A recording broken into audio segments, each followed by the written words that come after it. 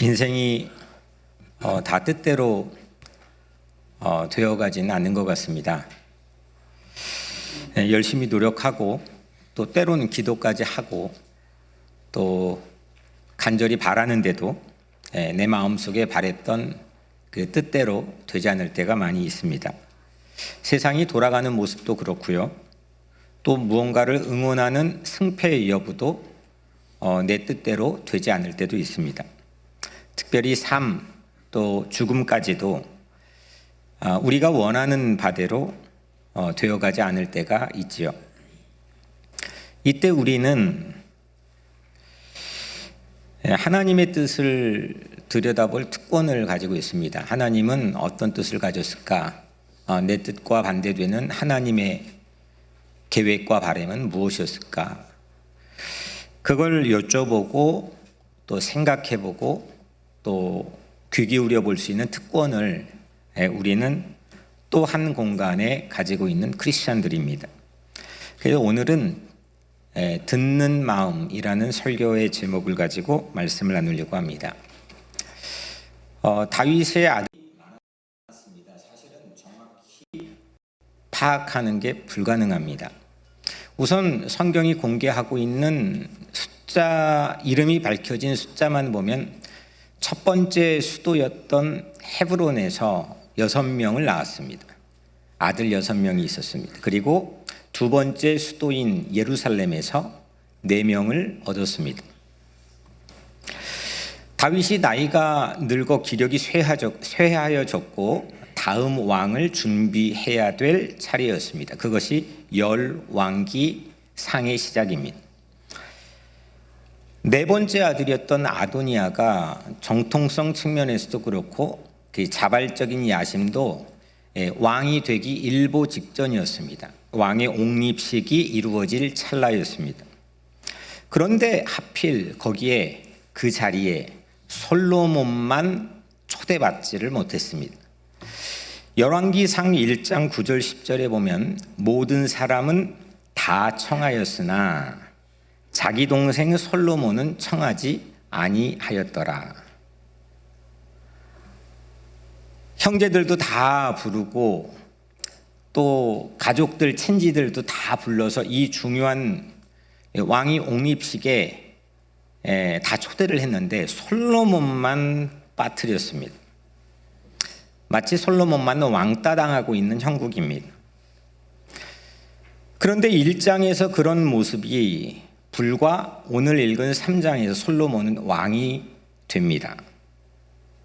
그리고 본문의 전장인 중간의 2장에서는 솔로몬의 반대파들이 숙청되고 귀향가는 장면을 담고 있습니다. 솔로몬은 왕이 되었지만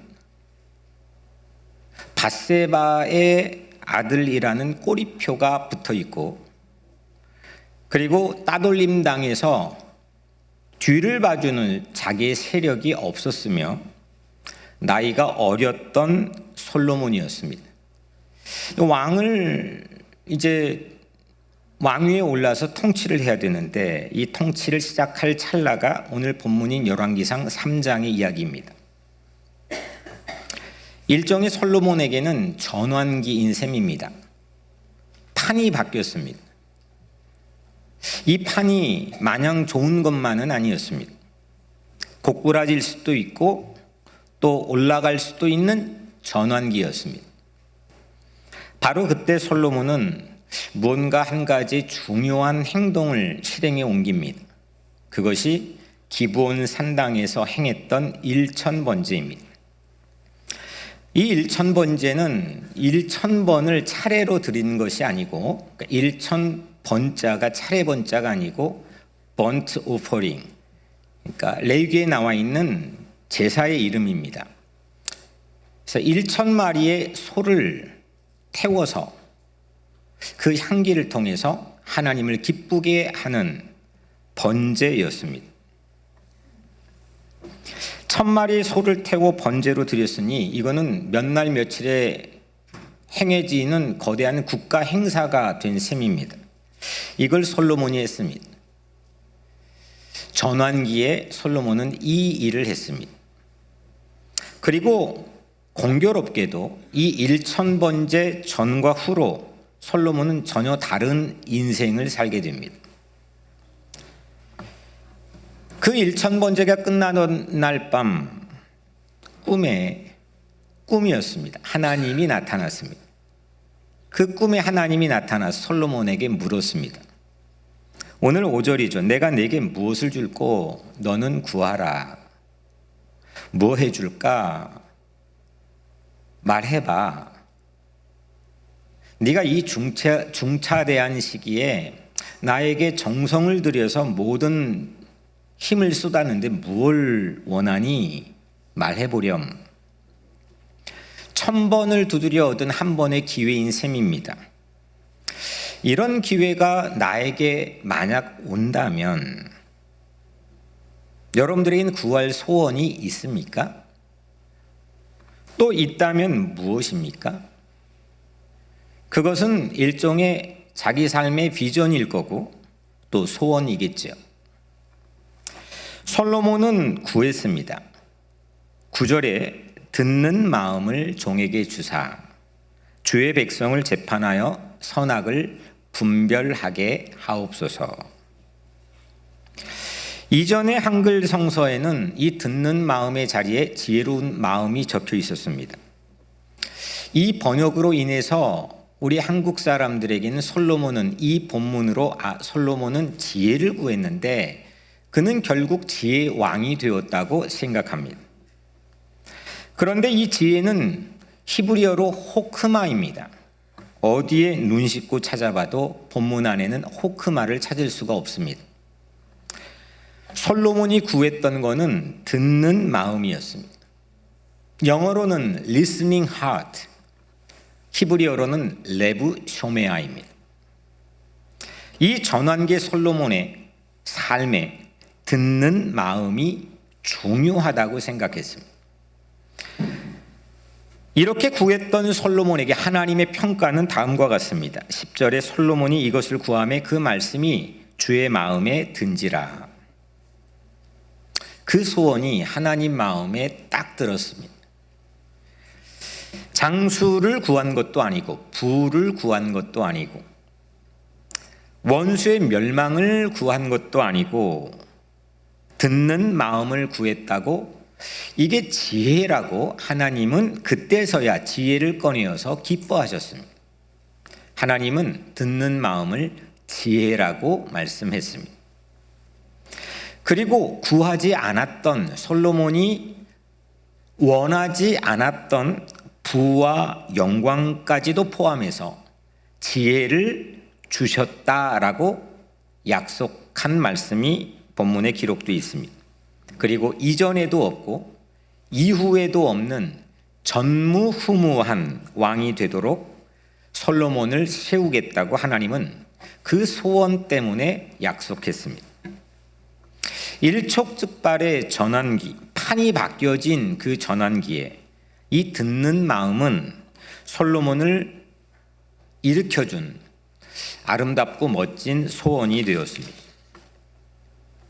듣는 마음에서 듣는은 히브리어로 쇼메아입니다. 한번 따라해 볼까요? 쇼메아. 네, 자모니까 한번 따라해 봐요. 쇼메아. 이 쇼메아는 쉐마라고 하는 히브리에서 왔습니다. 신앙심이 깊지 않은 유대인들도 태어나면서 일평생 가장 중요한 단어로 갖게 된 게 이 쉐마입니다. 이스라엘아 들으라 신명기에 나와 있죠. 이 쉐마에서 쇼메아 듣다가 온 겁니다. 그리고 마음은 히브리어로 레브입니다. 그래서 레브 쇼메아 한번 따라해 볼까요? 레브 쇼메아. 이게 듣는 마음입니다. 듣는 마음이 이런 배경에서 이런 소원이 어떻게 하나님께 올려졌고 평가받았는지를 우리가 살펴봤는데 실제 그 위력이 듣는 마음의 위력이 어느 정도였는지 그를 그 다음의 이야기에서 구체적인 예시로 우리에게 들려주죠. 한 집에 살던 두 창녀가 솔로몬 왕 앞에 서서 다툽니다. 이 이야기의 전개 방식은 다음과 같습니다. 17절에 한 여자는 말하되, 22절에는 다른 여자는 말하되 이르되, 23절에 왕이 이르되. 이게 한 세트입니다. 한 여자가 말했고 두 번째 여자가 말했고 왕이 말했습니다. 그 다음 두 번째 세트의 26절에 여자가 왕께 아뢰어 청하건대 다른 여자는 말하기를, 22절에 왕이 대답하여 이르되. 같은 패턴이죠. 한 여자가 말했고 두 번째 여자도 말했고 왕이 대답했습니다. 두 여자가 각기 말하고 왕이 듣고 말하는 이 두 가지 이 이야기의 전개 방식 두 세트로 이루어져 있습니다. 내용은 이렇죠. 여러분들도 잘 알다시피 두 여자만 살던 한 집에서 이 두 여자가 출산을 합니다. 며칠 차이로 출산을 하죠? 3일 차이로 출산을 합니다. 그러니까 거의 비슷한 시기에 아이를 출산을 한 거죠. 왕 앞에서 한 엄마가 먼저 말합니다. 저 여자가 잠결에 아이 위로 자기 몸을 굴려 자기 아들이 죽었습니다. 그런데 내가 잠들고 있는 사이에 내 품에 있던 살아있는 내 아들을 자기 품으로 데려갔고 자기의 그 죽은 아들을 내 품에 안겨 놓았습니다. 아침에 일어나 보니 내 품에 있던 아이가 죽어 있었습니다. 그리고 이 아이는 명백하게 내 아들이 아닙니다. 이 이야기를 첫 번째 엄마가 왕 앞에서 이야기했습니다. 그리고 두 번째 다른 엄마가 또 말합니다. 천만에 죽은 아들이 당신 아들이지 살아있는 아들은 내 아들이야. 22절엔 왕 앞에서 그와 같이 쟁론하는지라. 왕 앞에서, 솔로몬 왕 앞에서 이 두 엄마는 이렇게 디베이트했습니다. 민주사회인 지금도 한 통수권자를 만난다는 것은 어려울 뿐만 아니라 불가능에 가깝습니다. 그런데 고대 왕정시대에 창녀의 신분으로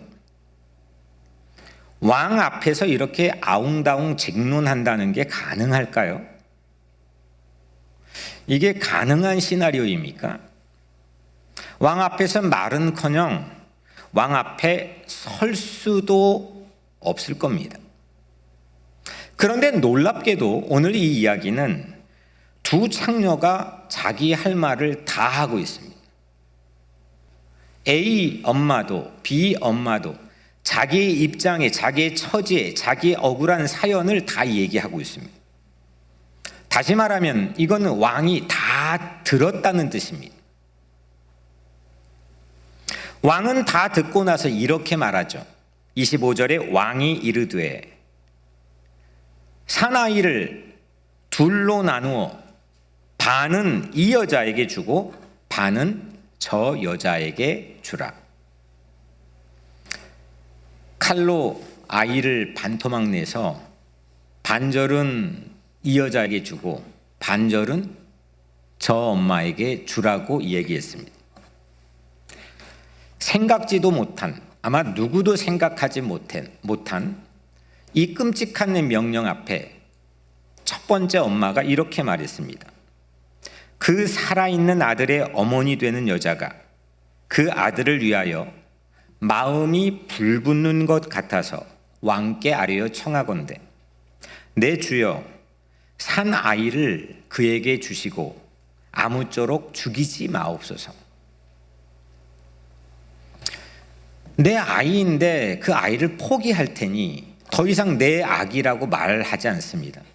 그 아이를 포기할 테니 그 아이를 저 아이에게 양보할 테니 이 아이를 죽이지만 말아달라고 간청하죠.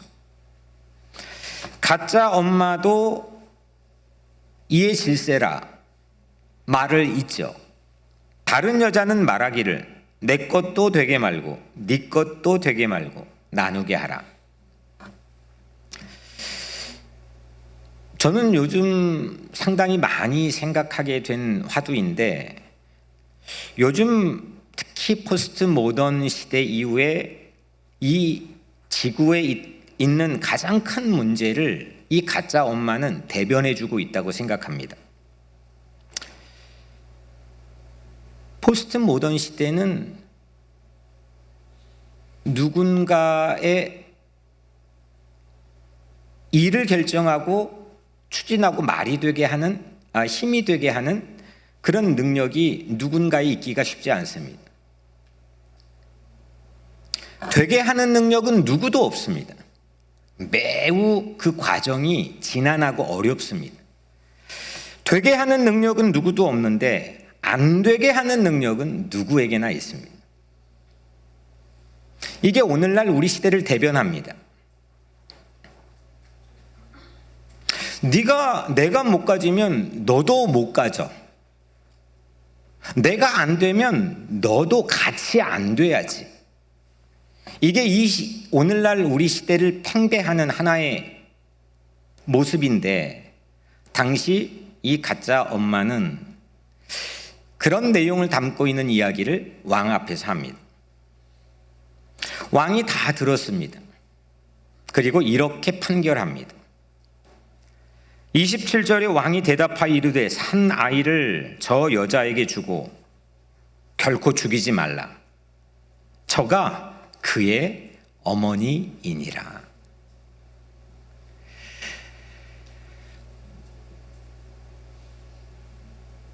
듣는 마음, 레브쇼메아로 솔로몬은 친모를 찾아냈습니다. 그리고 아이를 또 죽이지 않았습니다.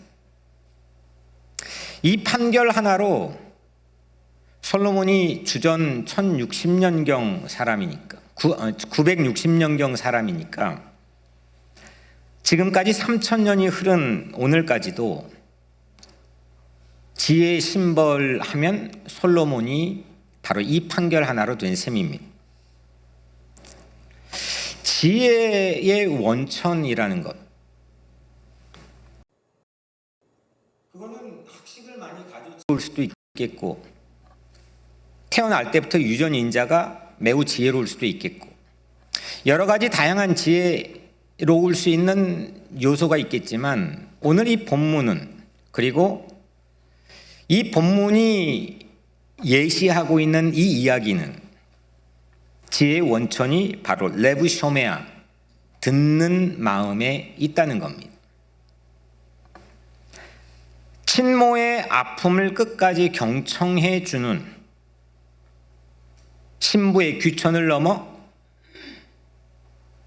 억울한 사연이 무엇인지를 끝까지 경청해 주는 이 레브쇼메아에서 위대한 지혜가 나왔다고 이 이야기는 우리에게 전해집니다.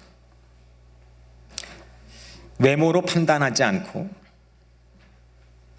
창녀의 이야기를 마치 신문 탑 기사처럼 왕이 들어줬더니 그 왕은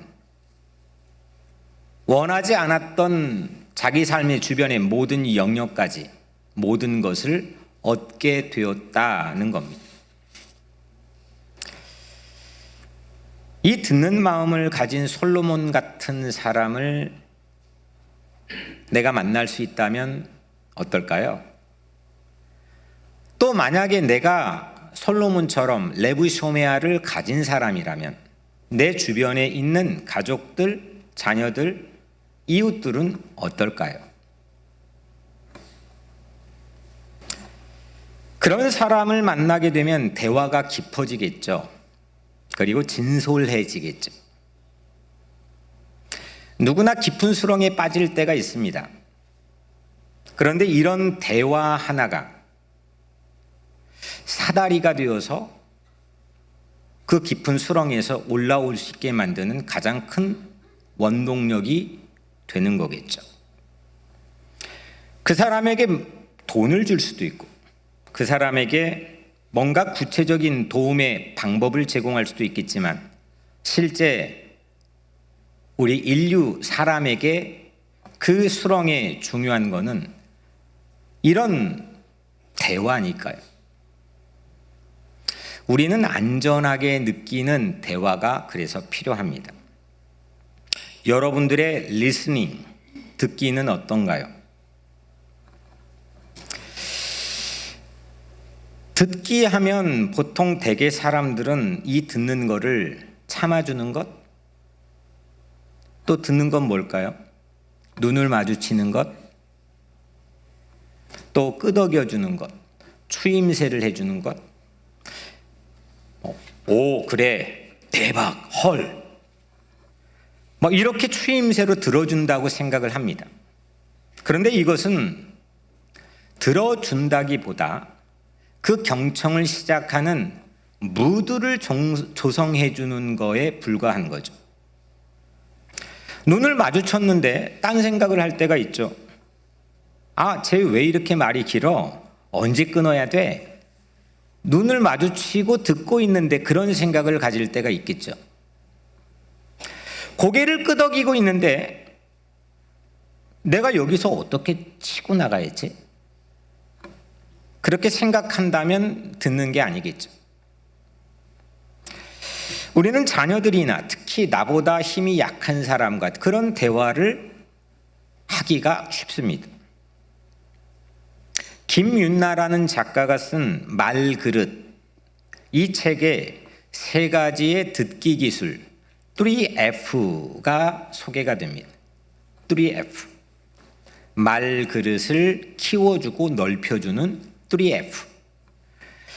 그거를 오늘 솔로몬의 이 레브 쇼메아와 연결해서 잠깐 생각해 보려고 합니다. 먼저 첫 번째는 팩트입니다. 사실이죠. 상대가 말하고 있는 사실을 듣고 있는 내가 정리하는 겁니다. 만약에 저기 저 통을 좀 가져다 줄래? 라고 말했다면 저기 통을 가져올래? 했는데 엉뚱한 통일 때가 많습니다. 그 통은 여러 가지로 치환될 수가 있겠죠. 저기가 다른 겁니다. 통은 들었는데 저기가 다른 거죠. 내가 말하고 있는 저기와 듣고 있는 사람의 저기가 다른 거죠. 오해가 발생됩니다. 그래서 나는 네가 한 말을 이렇게 이해했는데 맞니? 네가 말하고 싶은 것이 이거라고 나는 듣고 있는데 맞니? 이 이해한 말을 내가 들었고 이해한 말을 공유하는 문장이 필요하다는 겁니다. 솔로몬은 이 두 엄마의 이야기를 다 듣고 팩트를 한 절에서 요약하고 확인해 줍니다. 23절에 왕이 이르되 이 여자는 말하기를 산 것은 내 아들이요 죽은 것은 네 아들이라 하고 저 여자는 말하기를 아니라 죽은 것이 네 아들이요 산 것이 내 아들이라 하는도다 하고 이 말이 아무리 읽어도 저는 혼동이 되더라고요. 같은 말이거든요. 이 여자나 저 여자나. 그러니까 살아있는 건 내 거고 죽은 게 네 거라는 걸 똑같이 순서만 바꿔서 한 말인데 A 엄마와 B 엄마가 말한 걸 왕이 다 듣고 그걸 그대로 사실을 확인하는 겁니다. 솔로몬은 정확히 팩트를 들을 겁니다. 사실을 이해하고 있습니다. 두 번째는 feeling입니다. 감정을 듣는 거죠. 저 사람이 이야기하고 있을 때 내가 느끼는 감정, 내가 관찰한 말하는 사람의 감정을 실시간으로 생중계하는 겁니다.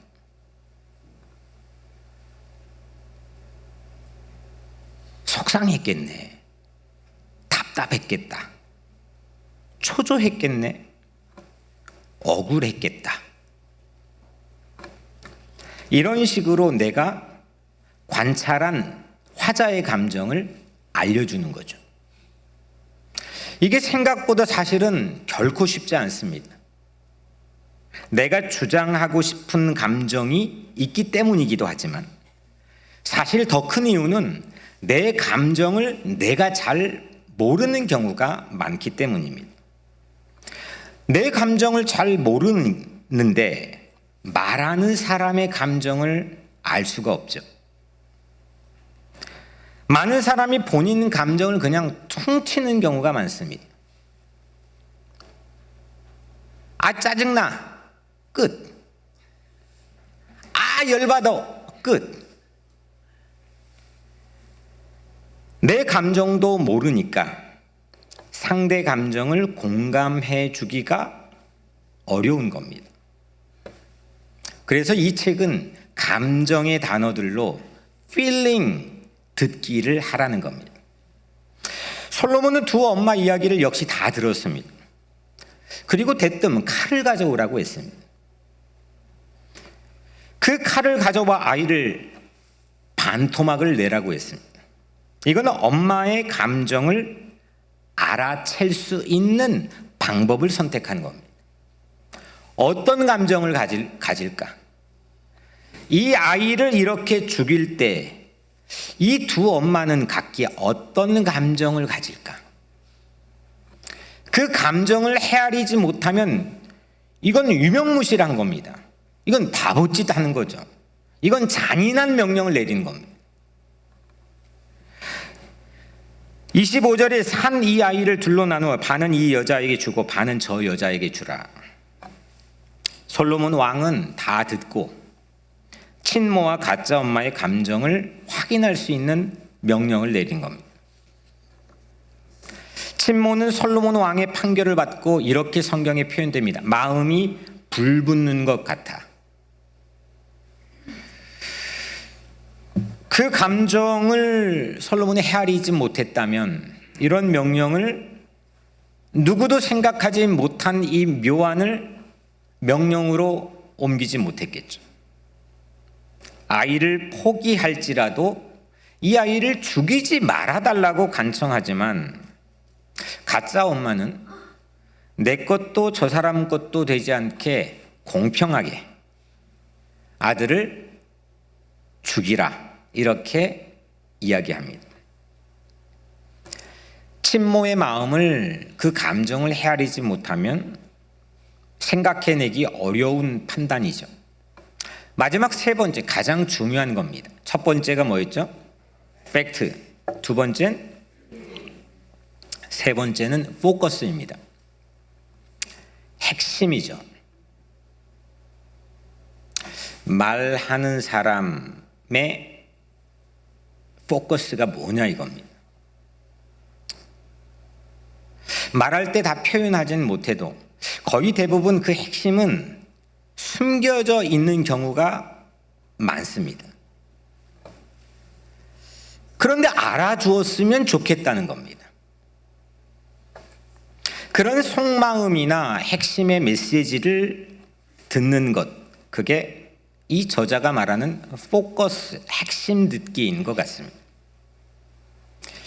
이게 어려운 거는 숨겨져 있기 때문입니다. 잘 표현이 드러나 있지 않습니다. 정리정돈이 되어 있지 않습니다. 사람들은 이런 방식이 익숙합니다. 원하는 것을 이야기하지 않고 원하지 않는 것을 불평하고 비난하는 데 익숙합니다.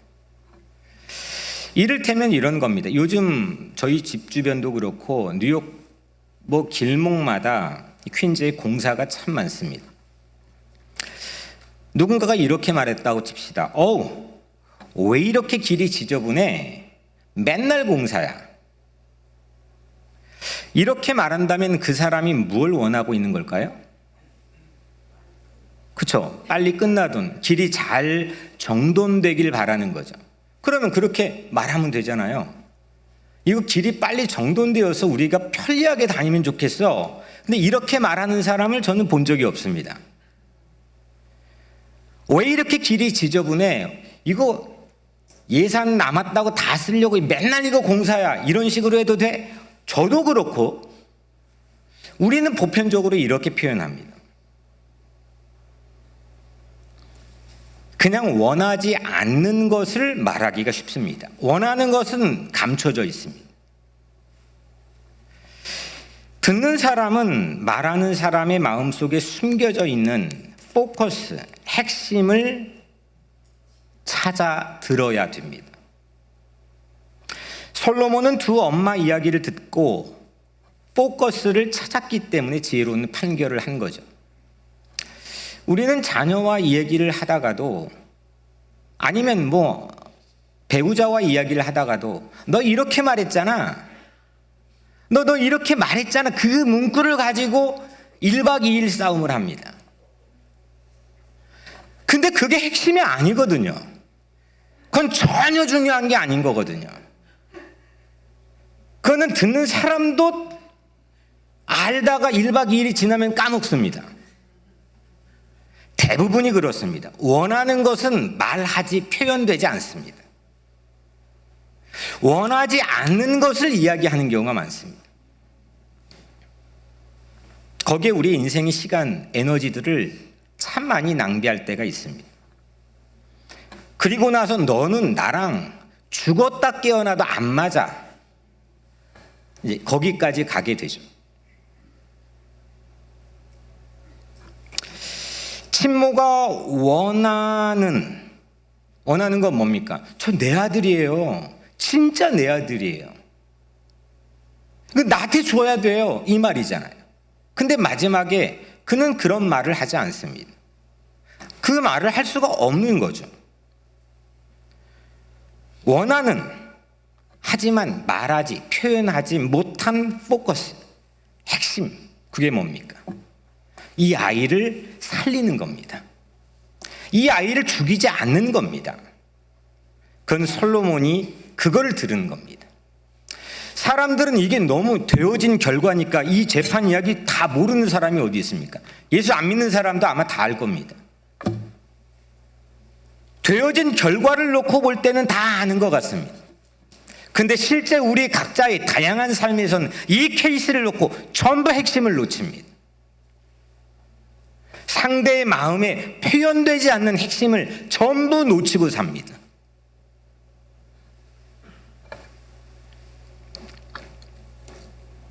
(27절에) 왕이 대답하여 이르되 산 아이를 저 여자에게 주고 결코 죽이지 말라, 저가 그의 어머니이니라 하매. 내가 아이를 안 가질지언정, 포기할지언정 이 아이 죽이지 않고 살려야 된다고 하는 그 절박함이 진짜 엄마인 거죠. 친모가 원하는 핵심을, 포커스를 솔로몬은 들어준 겁니다. 그리고 어머니라는 게 과연 무엇인지를 대대손손 우리에게까지 보여주고 있는 거죠. 레브 쇼메아, 듣는 마음. 이 듣는 마음을 우리 각자의 삶에 적용하는 이 방식, 세 가지 F의 방식으로 팩트, 그 다음에 필링, 그 다음에 포커스. 여러분들은 어떻습니까?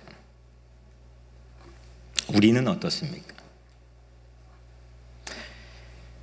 상대가 말을 할 때 팩트, 사실을 주목하고 집중해 찾고 있습니까? 아니면 다음에 내가 말할 걸 생각하면서 들은 것 같다고 생각하며 다 팩트를 놓치고 있지는 않습니까? 상대가 말할 때 상대 입장에 서서 내가 느끼는 감정을 기록 올려서 확인하고 있습니까? 같이 공감을 하고 있습니까? 오늘 우리 지금 온라인 예배를 통해 드리고 있겠지만 우리 은선자매,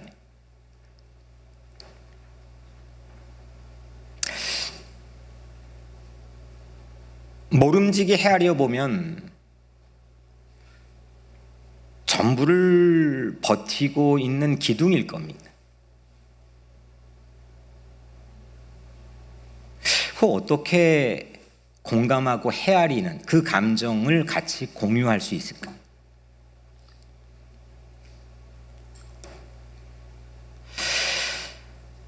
마지막 말로 표현되지는 않았지만 숨겨져 있지만 포커스, 핵심을 간파해 듣고 있습니까?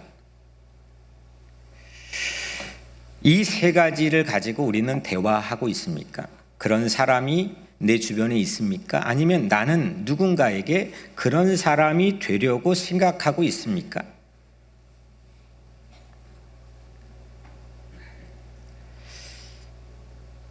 다음 주일은 홈커밍 주일입니다. 홈커밍은 전도하는 거니까 입에 집중을 먼저 해야 될 것 같지만 오늘 이 본문을 하나님께서 우리에게 주신 이유는 홈커밍은 사실 귀를 정비하고 귀를 열고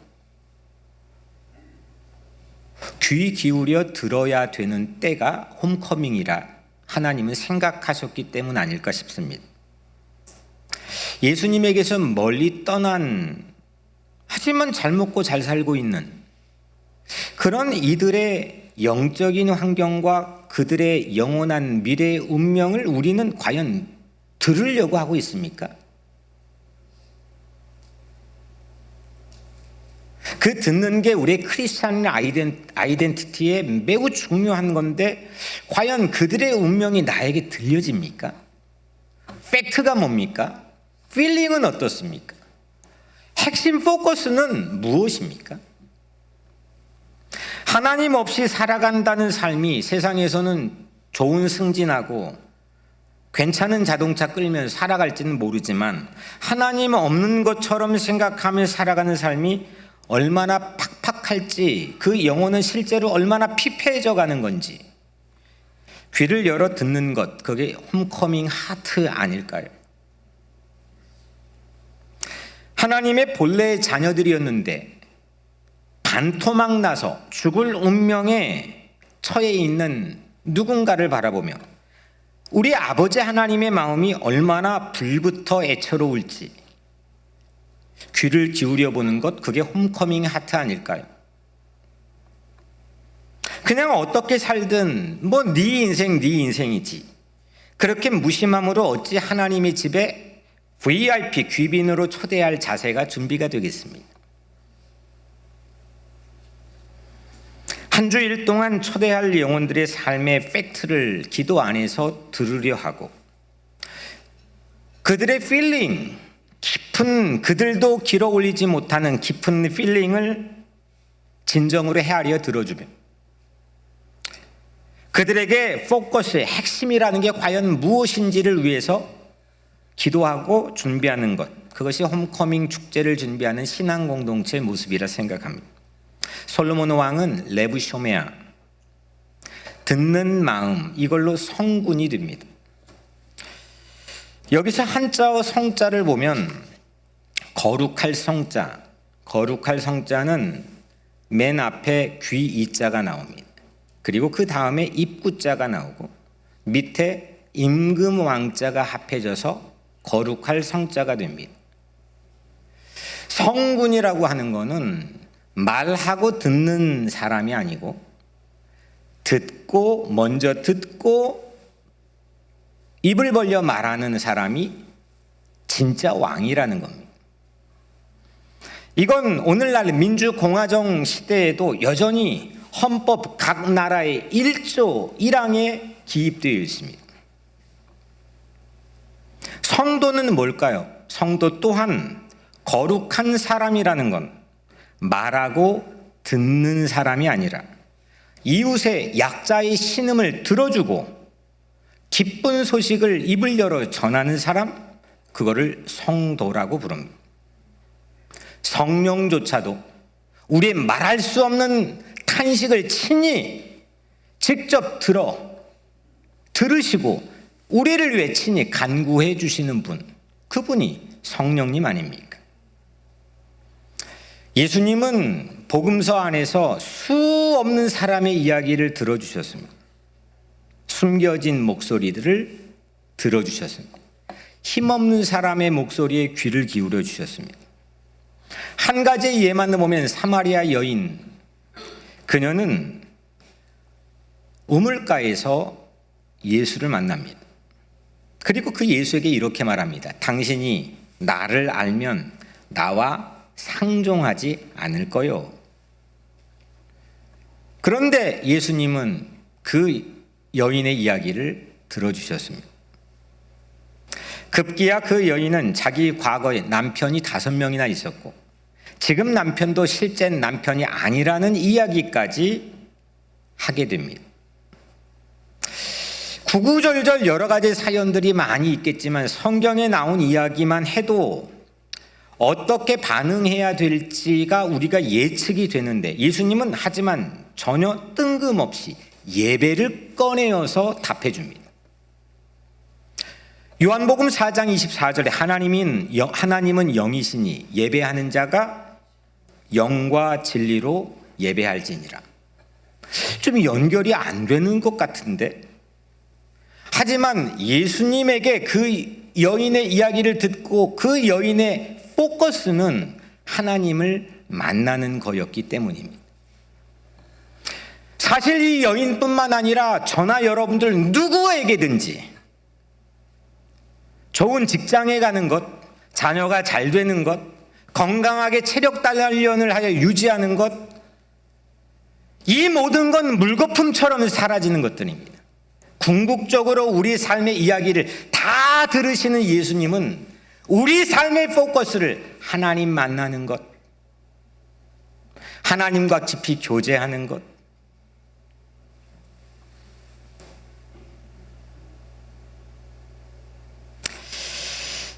왜냐하면 하나님은 우리의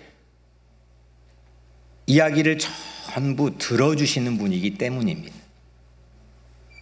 우리의 종교적인 용어로 기도를 들어주시는 분이기 때문입니다.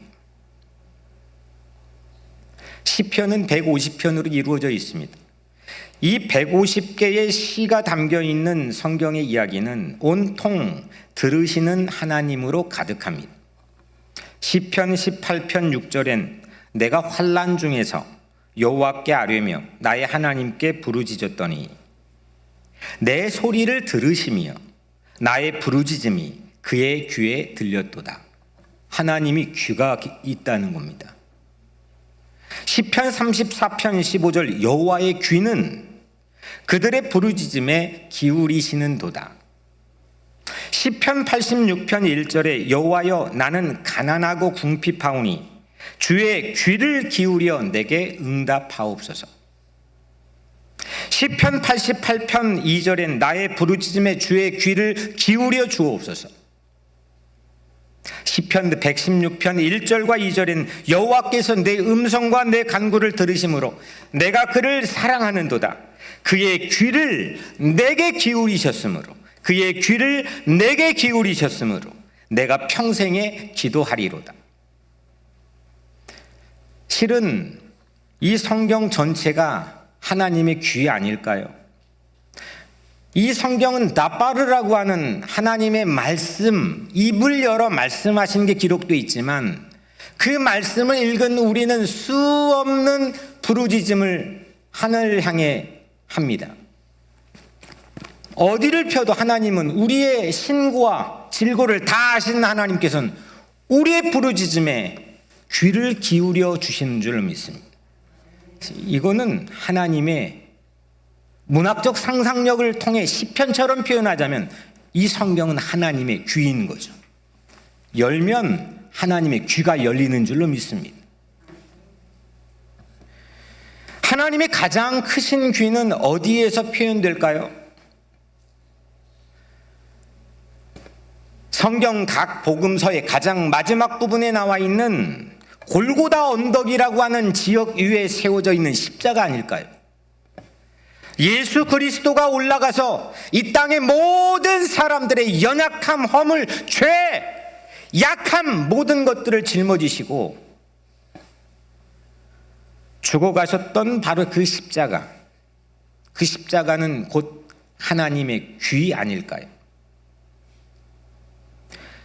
그 하나님 예수 그리스도의 십자가를 놓고 바울은 이렇게 해석합니다. 고린도전서 1장 24절, 오직 부르심을 받은 자들에게는, 유대인에게나 헬라인이나 그리스도는 하나님의 능력이요 하나님의 지혜니라. 아멘. 어떤 인종이든지, 그 유대인이든 아니면 외국인이든 인종에 상관없이 그리스도 예수의 십자가는 하나님의 능력일 뿐만 아니라 그것이 곧 하나님의 지혜라는 겁니다. 누구도 납득하기 어려웠습니다. 이 솔로몬의 재판처럼 그 빌라도의 재판은 누구도 예수가 걸어가는 길을 받아들일 수가 없었습니다. 너무 억울했습니다. 그건 불의였습니다. 그건 해서는 안 되는 일이었습니다. 일어나서도 안 되는 일이었습니다. 그런데 무력하게 예수는 그 길을 걸어갔습니다. 그런데 바울은 바로 그 예수 그리스도의 십자가가 하나님의 지혜라고 해석하고 있습니다. 십자가 예수 앞에 오면 모두가 힘을 얻기 때문입니다. 십자가 예수 앞에 오면 누구의 이야기도 들려지기 때문입니다. 십자가 예수의 이름으로 기도하면 하나님은 들어주시고 응답하시기 때문입니다. 홈커밍은 십자가 예수 앞에, 하나님의 귀 앞에 귀한 삶을 초대하는 겁니다. 사랑하는 여러분, 여러분들의 소원은 무엇입니까? 레브쇼메아, 듣는 마음이면 어떻겠습니까? 소외받고 힘없는 약자의 신음을 들어주는 사랑. 우리도 모르게 그런 약자에 대한 관심을 가지고 있다고 스스로 생각하지만 좋은 학교 나오고 좋은 지위 가진 사람, 그걸 레퍼런스로 근거로 내 논리를 끌어갑니다. 사실은 그렇지 않다는 거죠. 정말 바닥에서 주님 바라보고 주님의 시선이 멈춘 곳에서 그 약자의 소리를 놓치지 않고 들어줄 수 있는 것. 그 사랑이 곧 지혜인 겁니다. 뉴욕 우리 교회가 레브쇼메아의 센터가 되기를 소원합니다. 이번 홈커밍은 이 뉴욕 우리 교회가 레브쇼메아의 재정비 기간이면 좋겠습니다. 오늘 청소를 하면서도 이 청소하는 것, 하지만 이게 우리 각자의 삶에 의미가 있게끔 해서 1년에 한두 번 하는 거는 우리의 마음도 우리의 영혼도 함께 청소하는 계기가 되었으면 하는 마음입니다. 이 소원만 가지게 된다면, 이 레브쇼메아를 향한, 듣는 마음을 향한 소원만 가지게 된다면 나머지는 다 따라오지 않겠습니까? 먼저 그의 나라와 의를 구하라. 그리하면 이 모든 것을 너희에게 더하시리라. 기도하겠습니다.